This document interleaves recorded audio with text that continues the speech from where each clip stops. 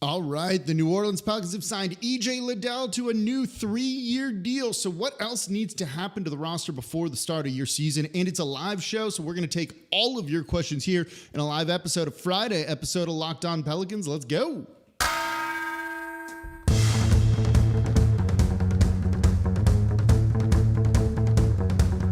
You are Locked On Pelicans, your daily New Orleans Pelicans podcast. Part of the Locked On Podcast Network, your team every day. Welcome to another edition of Locked On Pelicans, the daily podcast covering your favorite team, the New Orleans Pelicans and NBA, part of the Locked On Podcast Network, your team every day, available wherever you get your podcasts and available on YouTube where we are live right now. I'm your host, Pelicans Insider, credential member of the media, Jake Madison, at NOLA Jake on Twitter. Here with y'all on this Friday, or not Friday, it's technically a Thursday, but this counts as the Friday show. Also, since I do this a day early, it always throws me off every single time where I'm like talking in the future. If you've been listening for a long time, like the 6-7 years I've been doing the show, it really messed with me in the beginning. So we got a live show today. The Pelicans just signed EJ Liddell. We'll talk about that. We'll talk about them being hard capped. Don't worry about that. It sounds scarier than it actually is. And then we will take your questions here. I see y'all talking it up in the chat. We got people in here. This is awesome. Thank y'all so much for joining. And of course, if you want to support Locked On Pelicans, become an everydayer. Never miss an episode. We know what's going on. I've been telling you what's going on with this team. It's the #1 Pelicans podcast. Subscribe wherever you get your podcasts, and we're available on YouTube. And if you want to support the channel other than being an everydayer and listening Monday through Friday, just comment down below on YouTube, especially with Twitter kind of being the way it is. Maybe it's just easier to chat it all up there on YouTube. So let's get into EJ Liddell signing a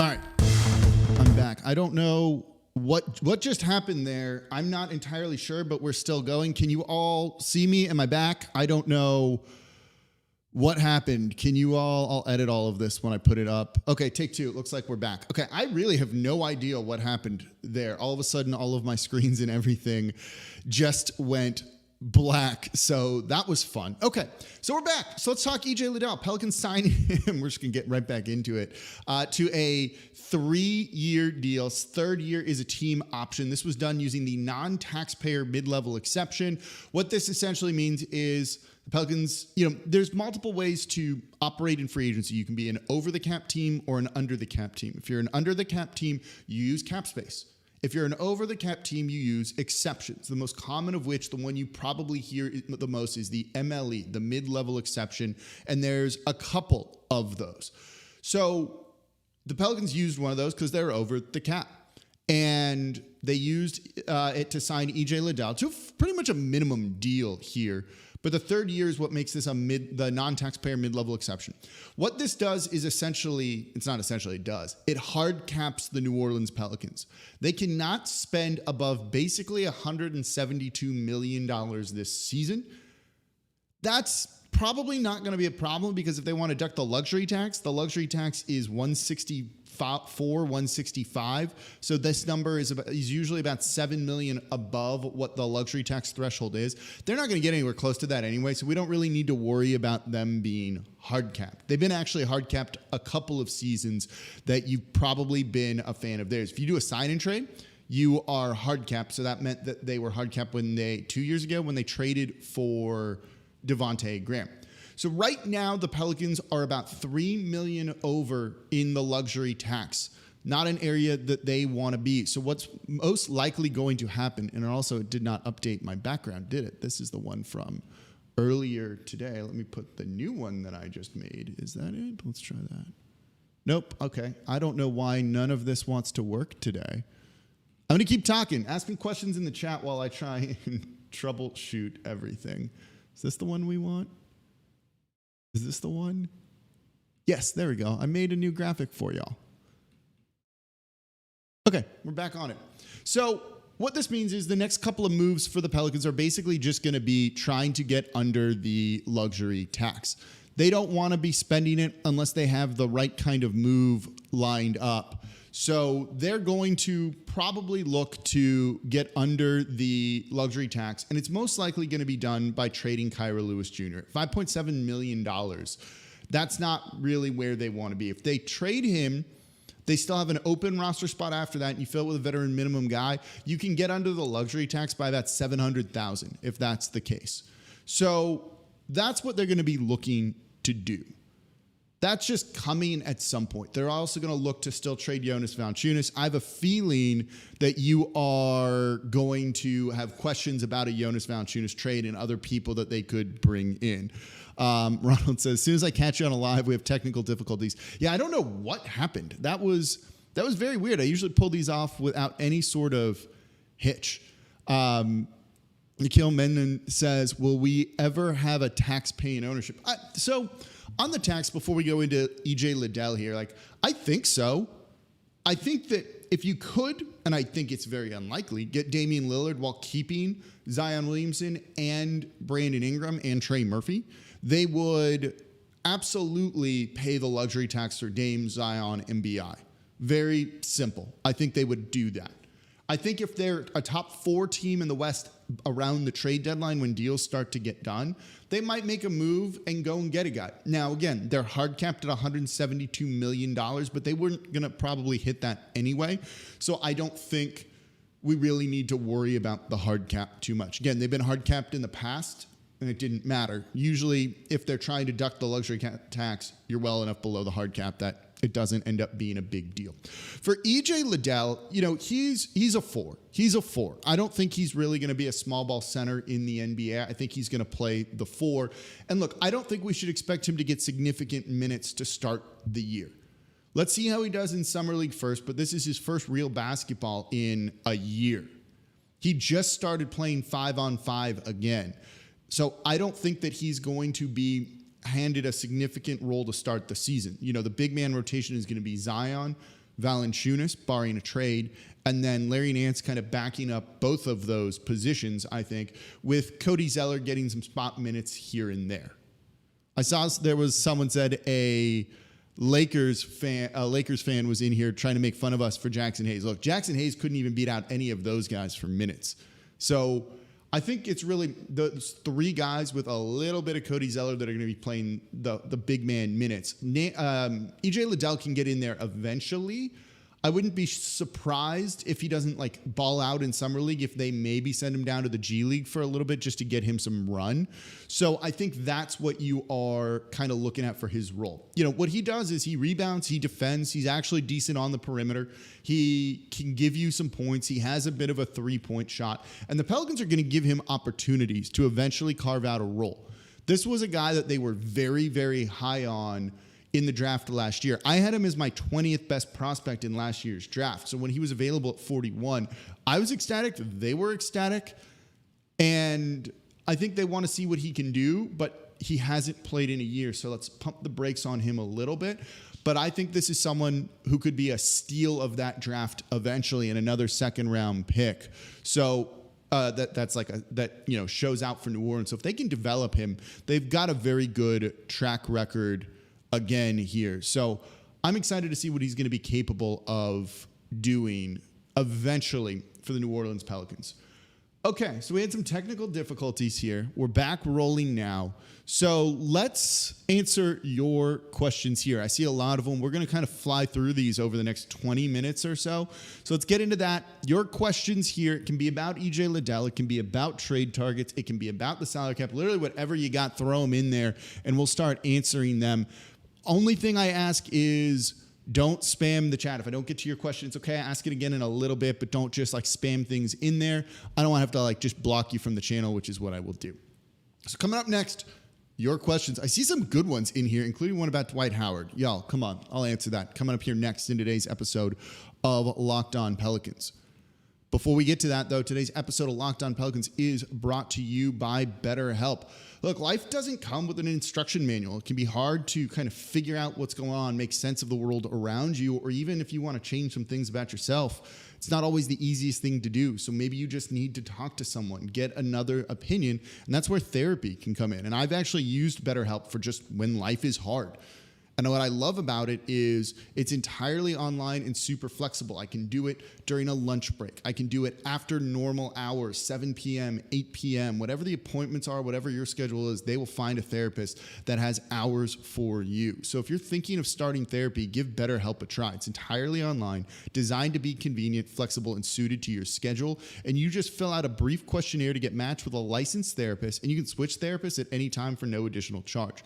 So let therapy help you in life with BetterHelp. Visit BetterHelp.com/LockedOnNBA to get 10% off your first month. That's BetterHelp, HELP.com/LockedOnNBA.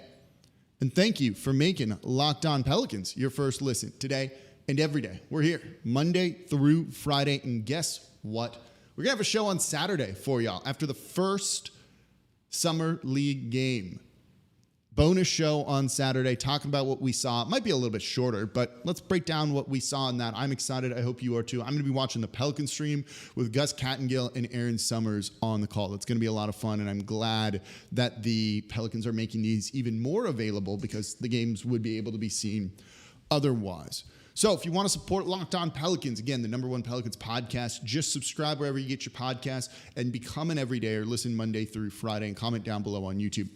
Okay. Let's get into your questions here. I'm going to scroll up and we're just going to kind of go through all of those here. And then I got to do some editing after the show here because of all of that. Aiden Orgeron asks, do you think Mitchell Robinson is a realistic option? So let's lump these in together. Let's do the center trade, the Jonas Valanciunas trade. I don't think Mitchell Robinson is a realistic option for the New Orleans Pelicans right now. I actually like him more as a player than I used to. He's had some injury trouble, which is not great, I don't think. But he's a bit of a rebounding monster, and he gives you some block shots. So he gives you rebounding and rim protection.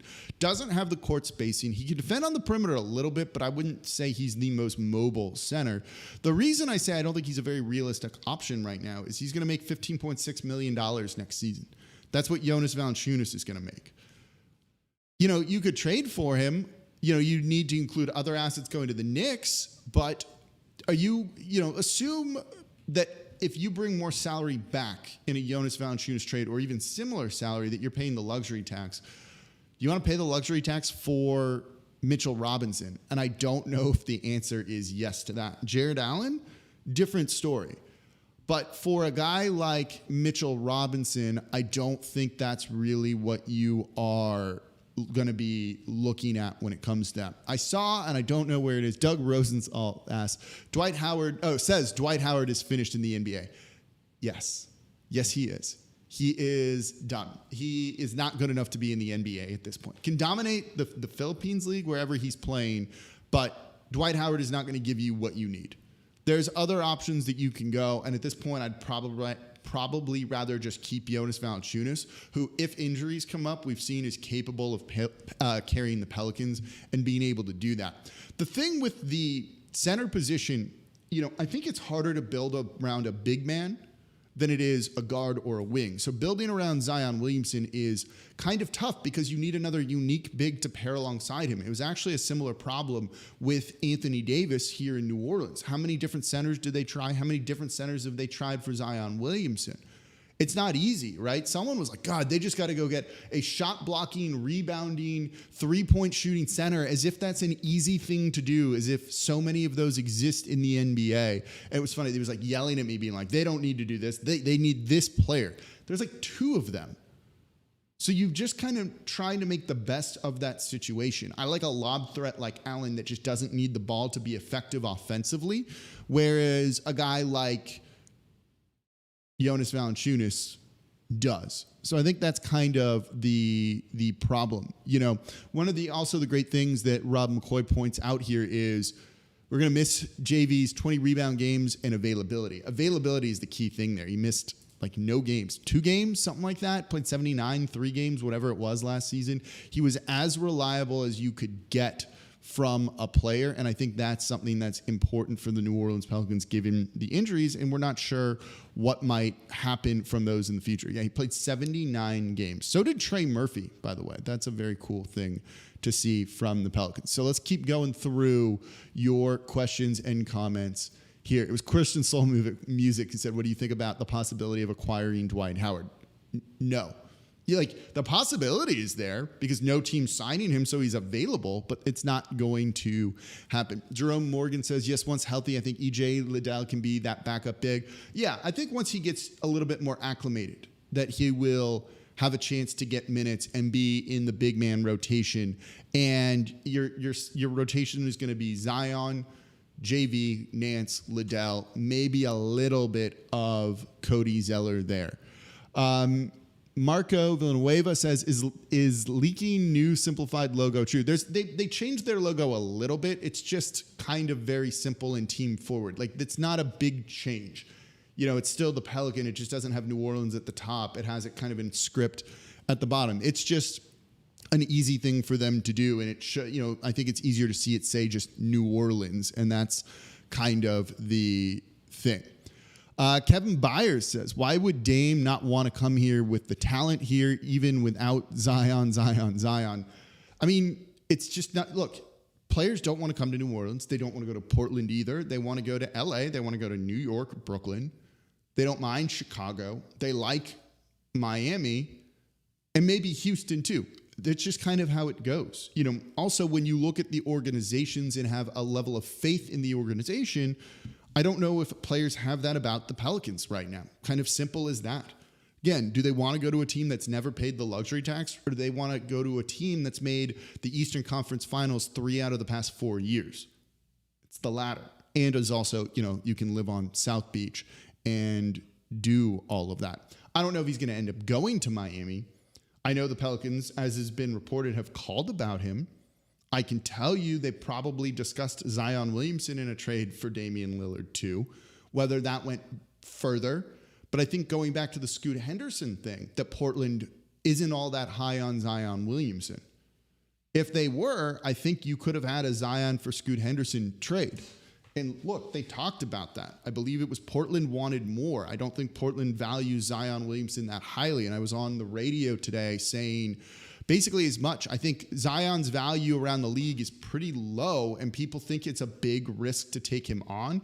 And that's not something that teams are willing to do right now. And so it creates the problem of how do you value him? Would you give up Zion Williamson and picks for Damian Lillard? I don't think the Pelicans want to do that, but Portland feels like you need to do that. Even for someone who's 32 years old, is going to be 36 years old as a 36-year-old making $63, $64, $65 million, whatever it is going to be there. Reggie Mack says, I'm big on Bol, lots of upside.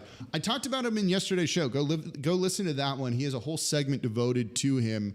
But with Bol, one of the things with that is, there's maybe he was good for the first half of last year. He was bad for the second half of last year. This team doesn't have an opportunity for him to develop. You say there's potential there, there's upside there, but guess what? They don't have time for him to figure that out because they're trying to compete and get into the playoffs right now. So it just doesn't make sense for New Orleans to sign Bol. I don't hate the idea on a minimum deal, but he doesn't have time here to figure it out. You've got to play well. They need established guys that you're not worried about. Hence why they went with a guy like Cody Zeller that you know exactly what you are going to get for him. JRIV says, sign and trade for Christian Wood. Christian Wood's going to got for very little. Probably looking at a minimum deal right now because the cap space is basically dried up around the NBA. Also, everyone hates Christian Wood. Like, a talented offensive player doesn't give you much defensively at all. But again, they don't need that necessarily. And when you look at Christian Wood, this dude has worn out his welcome wherever he is very, very, very quickly. that says something. 1 year in Dallas after they traded for him with the issues that they had, and they were like, nope, we got it. It's just not going to happen. That's not an ideal type of player. West Bank Rick, what's up, dude? He says, not trading Zion. Look, they've talked about it. They've talked about that with other teams too, and not just internally. I don't see it end up happening, but it's not out of the question. But no, he's not going to get traded. I think it's safe to say here. I think for all y'all putting the veteran minimum guys in there, I saw someone say, Matt Harrison says Dario Saric, right? I think they could end up bringing Garrett Temple back. You could end up getting someone else. I think Temple makes sense to bring back on a veteran minimum deal just for one more year. But I think it's not going to be like a name. It'll be Garrett Temple, and that's really it. If anything, it would be a guard. I'll get into Gafford in the next segment here. Law says, hi, how are you, man? I'm good now that we don't have technical difficulties. The volume seems better on the show, too. I'll have the background done in a couple of days here as I set up a new studio and everything. So all this looks pretty good. Jake Warren says we should have signed Jock Landale. I mean, maybe, but the Pelicans weren't in a position to be able to do that in terms of money. That's why they were slow to start free agency. One, roster spots were a bit of a problem. And two, it was going to be for a veteran minimum. And people, I don't think, want to come here knowing you might not get those kind of minutes. And so I think that's part of the problem when it came to them in free agency and being able to act quickly. Like Malik Beasley would have been great on a vet minimum deal, but also Malik Beasley went to a better situation, went to a winning team, which New Orleans, although they were technically winning last season, aren't the Milwaukee Bucks. So that's kind of part of the problem. So there was just not a whole lot they were going to do in free agency. And that's why it's been saying, hey, they need to look at trying to kind of be active on the trade market, hence calls for Damian Lillard, hence making a guy like Jonas Valanciunas available. And so I think that's ultimately, if they're going to shake anything up, what it's going to be. So let's talk more about that. I see a couple of your questions here. I'll answer them coming up here next in today's episode of Locked On Pelicans. Thank you for making Locked On Pelicans your first listen today and every day. We're here Monday through Friday, breaking it all down for y'all, the #1 Pelicans podcast.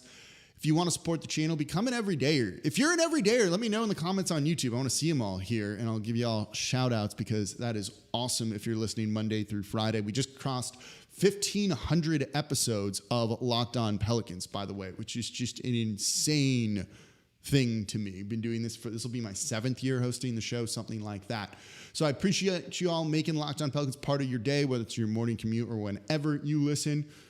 And if you only listen once or twice a week, add another show. And you don't have to jump to 5 days a week just yet. Go from 2 to 3, 1 to 2, whatever it is. Or just become an everydayer and be one of the coolest people ever.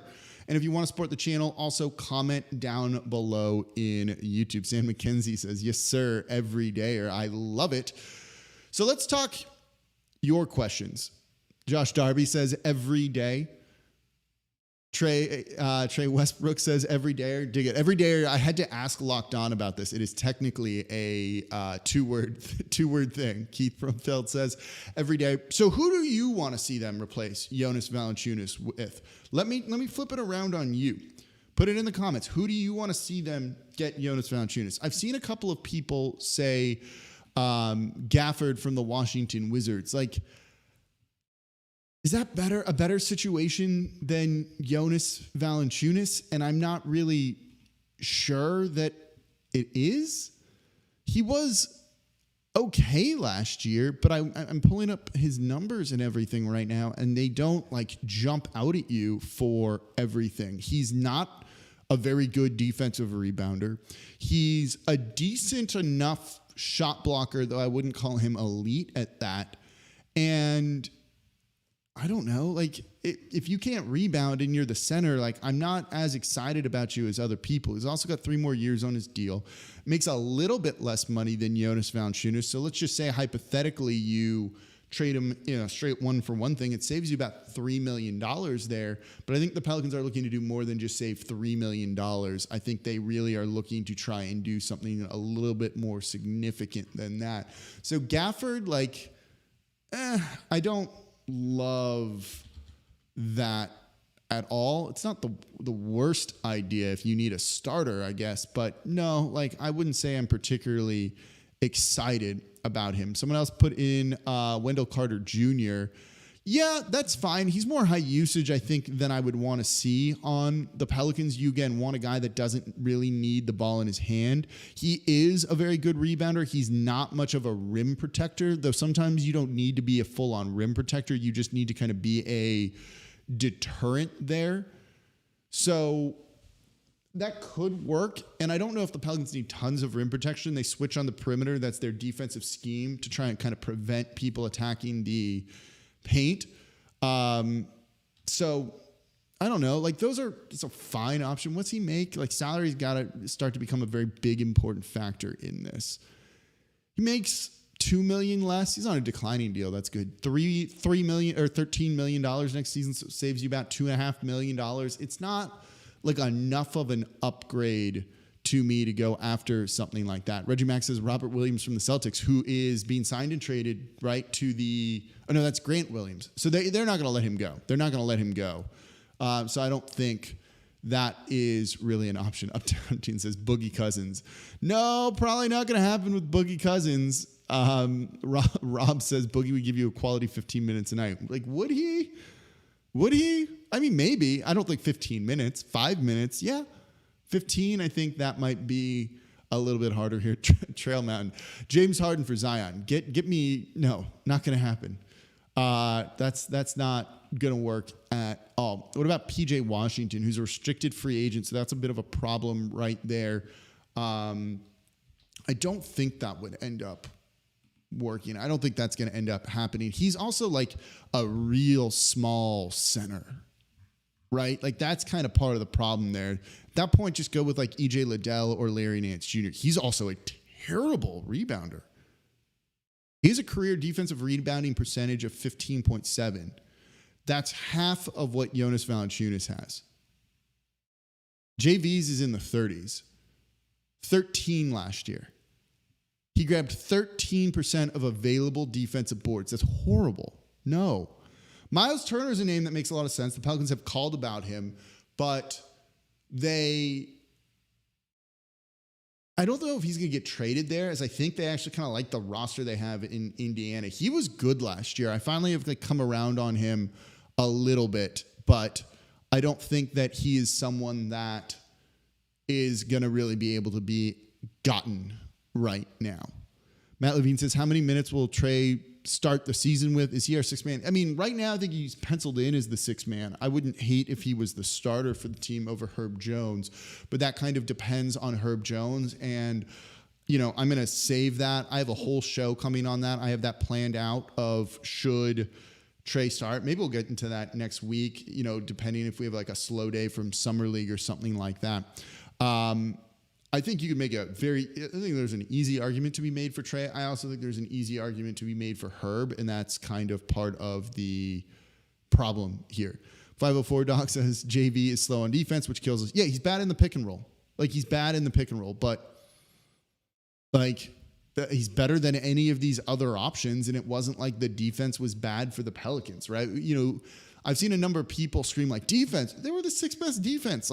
Things weren't broken there, even if JV wasn't good in the pick and roll. Overall, it was fine, I think. And so I wouldn't really worry about that too much until it actually becomes a problem, which I don't think it has been just yet. Someone asked about going after Siakam as your starting center to be the center. I mean, he's a tweener too, right? I like him. He's very good. He's very good offensively. He's very good on the perimeter, but he's the majority of his minutes come at power forward as opposed to center. And so I think when you look at it like that, not as a replacement for JV, could you close with him at center? I'm not sure. I haven't watched him enough to really know that. But I don't know if that's a realistic thing. Joshua Liang says, can I watch Summer League for free if I am not in the New Orleans area? Yeah, everything is on ESPN or NBA TV. So if you have those, you can watch them. I don't know what the streaming is going to be from Pelicans.com, if you have to be in market or not. But you can get it either on League Pass in the thing right now, I guess, but either on NBA TV or ESPN. So I think those are things. Kevin Byers asks, any legit prospects from the Pels Summer League roster? I have a show on this. I can tell Kevin is not an everydayer because we literally did a Summer League breakdown 2 days ago of everyone. So everyone you need to look at and know about is going to be in that show, and there's not a center prospect in there. Dyson Daniels is going to get big run here. Kyrie Irving versus Herb Jones. How do we get it 6 times a season? They're going to play 4 times a season.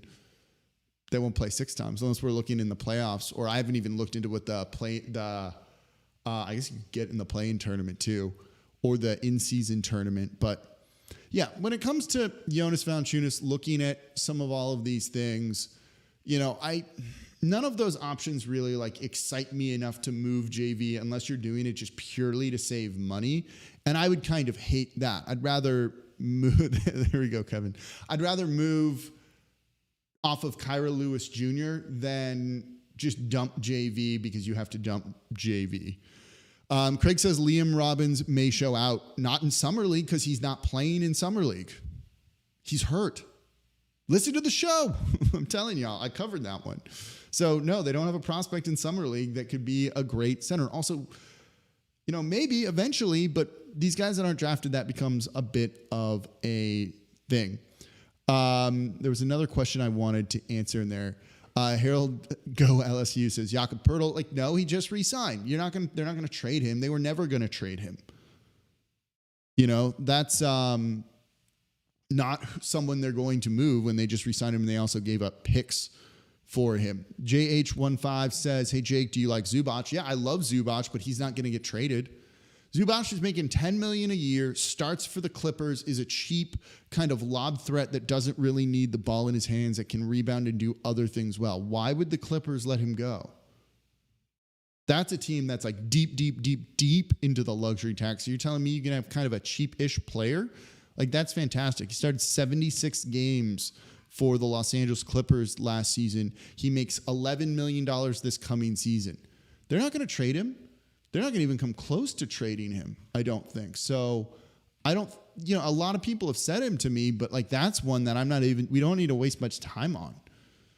He's just not going to get moved because he's a good player on a very good contract that kind of fits the Pelicans, or the Clippers perfectly. So we'll go a couple more minutes here since we had the technical difficulties to start. I don't even know what happened. I got to look into that. That was so weird, where just everything shut down. And I'm glad the stream somehow kept going and it just went black or whatever it was. Is Cody Zeller third string? Yeah, it's a relative term. He's probably fourth in the big man rotation, I think. Ricky Diaville says, I wouldn't trade Jonas for Clint Capella. That's an intriguing one. I don't hate that idea. Capella's a straight up lob threat, so you don't need to get him the ball. He gives you rebounding. He gives you some rim protection. Is his contract just awful is the question. But Clint Capella's a good, useful player. 12 points per game last season, 11 rebounds, 1.2 blocks, started 63 games, doesn't shoot threes. We already knew that. Isn't a good free throw shooter. That's not great given where the Pelicans could be. The defensive rebounding numbers are slightly worse than JV, but more or less the equivalent of that. He's a decent enough rim protector. You'd sell me on him. He makes $20.6 million this season, $22.265 next season. If you could package JV and Kyra Lewis Jr. for Capella, I'd be all for that. I would pay the luxury tax for Clint Capella to upgrade this roster. I don't know if ownership would, if Clint Capella is a sexy enough name, but I like the Clint Capella idea. That's probably someone we'll have to look at next week on Locked On Pelicans. Great call on that. He's not someone I've thought about when it comes to that. Where's another thing I wanted to answer here? What about Carlo Makovich? They have high hopes for him. They like him a lot. He's been in New Orleans working out with the team and everything. He'll be there in Summer League. He's going to play overseas next year. I don't see them signing him. I think it's going to be at least a year. But I like... Oh, you said I wouldn't trade Jonas for Capella. I like Capella over Jonas. I think that's fine. So Carlo will come over maybe in another year at the earliest, I think. So that's going to be a year away. But I think he's going to have a pretty good summer league, and people are going to be like, sign him, sign him, sign him. It's not going to happen yet. There's some like other stuff going on there. So it's going to be like another year, I think, before all of that. Thank you, Sam, for being sorry about Tonali and AC Milan. I'm a big soccer fan, big AC Milan fan. No, we don't even need to talk about Yusuf Nurkic at all. Like at all. He's bad. He's way, way worse than Jonas Valanciunas. The only way I think I'd be cool with Nurkic coming over is if you traded Jonas in a deal for Damian Lillard that doesn't give up Zion Williamson or Brandon Ingram. But like Nurkic is not good. I'm laughing at Joshua here saying Kai Soto. Kai Soto is not good. Kai Soto has a legion of devoted fans. A legion of devoted fans that are really passionate and love him. He's not good, though, and he won't be in the NBA. He's on the Magic Summer League team, and trust me, I would have loved him to be on the Summer League because the views for the show would have gone through the roof just by putting Kai Soto in the title. VB Saints Pels lady says, Jake, will Kyrie get sent to the G League if he doesn't get traded before the season starts? No, he won't. He's too good for it. It doesn't do you any good. You know, the G League is like not like the NBA. And once you kind of show you don't need to be there, then like you just don't need to do it. Those minutes are kind of, if you're better than that, like not actually valuable unless you're legit rehabbing from an injury. And he's not at this point. I am says, how is Clint better than Jonas? That's worth spacing. Jonas doesn't actually space the court. He hits some threes, don't get me wrong, but it's not spacing the court. Hitting threes is not the same as spacing the court. You need defenders to guard you on the perimeter. If they were guarding Jonas on the perimeter, his three-point shots would be blocked because it's such a slow kind of catapult windup that it doesn't really work to actually space the court. There's a reason he's open from there. He shot, what did he shoot on three this year? It wasn't particularly great, right? Oh, it wasn't bad. 35% on 1.4 attempts per game. Like, that's not an amazing number. Like, teams aren't going to guard him out there. They'll let him just kind of shoot all of that. Carlito Jose says, net center, forgot the name. You're talking about Nick Claxton. I don't think they're going to move him. He's good. He's young. You know, a lot of the names people throw out there just like aren't realistic trade options because there's no way you're going to convince the other team to trade them. And it's not like Brooklyn needs more picks, right? Zubac, it's not like the Lakers or the Clippers care about first round picks. So that doesn't really matter. Ricky says, what do the Cavs want for Jared Allen? I don't know if they want to really trade Jared Allen. You know, I think New Orleans called about him, and they have, but I don't think you got very far on talks. The only reason you mainly move him is because you're kind of scared about the bad playoff series he had against the Knicks. And if you need someone to space the court or clear up minutes for Evan Mobley, and maybe he's in the way, but I don't really think that Jared Allen's the dream. I'd happily pay the luxury tax for him. The Pels should pay the luxury tax if they get him, but I don't really think that it's really going to work. I don't think they're going to end up trading him. Louisiana Don says Pels have too many guards. Like, not really. You have CJ. Herb's a wing, so not really a guard, but can play the guard spot. You have Dyson. You have now Jordan Hawkins, and I talked a lot about him yesterday on the show. And then you have Jose Alvarado. You know, I don't know if that's a ton of depth there. That's relying on two relatively unproven guys in Dyson Daniels and Jordan Hawkins. I would actually like to see a little bit more depth added there. So if they could get somebody, I think that would be really, really good. Sebron, next undrafted gem, hopefully, but he has one skill and it hasn't happened yet. I don't know if he's that great. So we will see. Larry Nance Jr. did not do well in getting rebounds and closing games. Correct. He was also really, really, really hurt. But he's also a little undersized. So there's also that. That's why they got a guy like Cody Zeller. They want some more depth there. And it's, you know, at least he's a breathable body that you're not really too worried about. And so that's, I think, why they ended up going with that. It's just like a very safe move, essentially, for the Pelicans to go out and get him, if it's even just like very unsexy and all of that. So a couple of other questions before we wrap up here. We're going a little bit long. I'll probably go back to doing these shows once a week, by the way. So subscribe to Locked On Pelicans on YouTube, wherever you get your podcast, if you want to listen that way. We'll probably do these. I like Thursdays at 7 p.m. unless there's a game there. I can't remember if the Pelicans have a summer league game next coming Thursday. Brandon talked about Mitchell Robinson earlier, but I don't think it's worth going to the luxury tax for him. Other players, maybe not him here. So put your questions there. Subscribe to Locked On Pelicans, part of the Locked On Podcast Network, your team every day, the #1 Pelicans podcast. Mika Vander Fargo says, Jake, what do you think the rotation will be and how many minutes will each player play considering all of us are healthy? That's a show. That's going to be a whole show. We'll get to that a little bit closer to the start of like training camp. So we're about a month away from something like that show here. Yeah, Lakers fans calling Hayes a good grab. No, I went on Locked On Lakers with the Kamenetsky brothers, who are awesome, by the way. And like part of Locked On is they don't want us swearing. So like I don't swear. We want to be family friendly. You know, we're like the #1 podcast network or sports podcast network in the US. Like, don't do that. Our shows get put on TV and other places. And when they were like, you know, what are your concerns about him? They're asking me about Jackson Hayes. And I was like, he's a expletive basketball player. I just swore without even thinking about it. And I know not to do that. And I was like, oh no, we're going to get in trouble for this because, well, he's a blank basketball player. Kind of simple as that. So I don't think he's going to be doing much for the Lakers. So I'm glad that the Lakers get him. Like, good luck. Like, simple, you know, have fun with him. Like, he wasn't good here.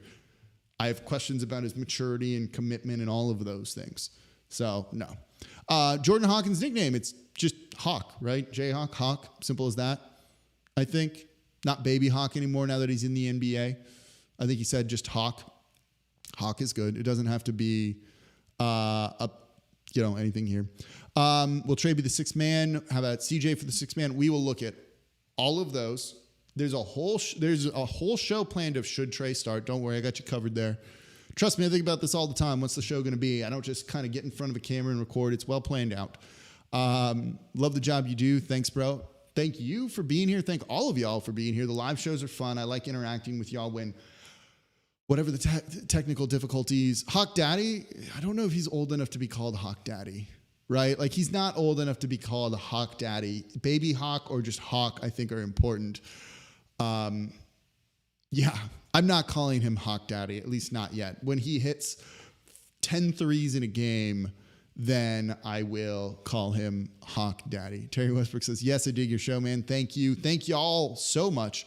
Here, we'll go back to doing the live shows Thursday. There'll be an extra show on Saturday for the preseason Summer League game tomorrow. We'll watch that. I'm going to record a show, knock that out for y'all. So you'll have something on Saturday so we can break it all down. It'll be a little bit shorter, probably won't be like a full 3 segments and all of that. But it'll be a lot of fun. I'm excited to see some Pelicans basketball. I'll be watching on the Pelicans.com stream. I love that they're doing that. Gus Cattengill and Aaron Summers are awesome at their job, so that's going to be a lot of fun. So we'll have more to come. Make sure you subscribe to Locked On Pelicans. Again, part of the Locked On Podcast Network, your team every day, available wherever you get your podcast and on YouTube. Become an everydayer. Listen Monday through Friday. It's the #1 show. Come on. You don't want to miss out. And, of course, comment down below on YouTube every single day. That is the #1 thing you can do if you want to support the channel other than listening. So that's going to do it for this episode of Locked On Pelicans. As always, I'm your host, Pelicans Insider, credentialed member of the media, Jake Madison, at Nola Jake on Twitter. And bonus show Saturday. That's when y'all see me next. So thank y'all for being here. Enjoyed interacting with y'all. And live show Thursday, 7 p.m. I'll get it scheduled a little bit earlier so you can click the button and everything. See y'all on Saturday.